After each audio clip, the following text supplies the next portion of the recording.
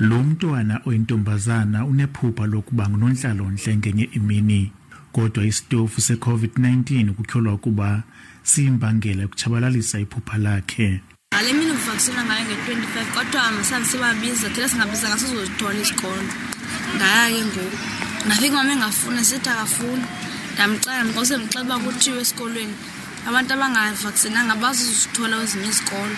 Ngiyokuseyiseyo sendabe sevaccine.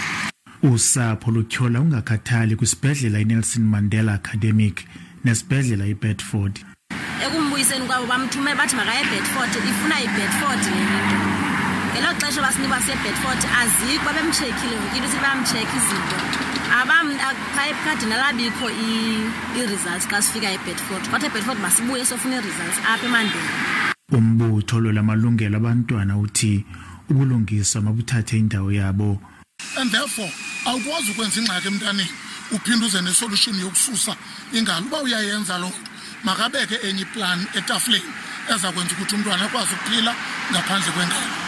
Isebe lezempilo ephondweni lithi lo mba uchotshelwe ngoogqirha abazingcaphephe yaye ufumana ingqwalasela eyodwa.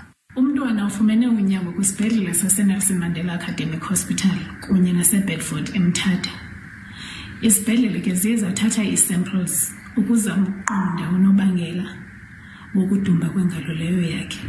Ukuthintela ugelikanqo we-COVID-19 kuzathathwa njengekhubalo lokuthomalalisa ukunwena kwesifo secorona. Ndinkululeko Nyembezi weendaba ze-SABC eMthatha.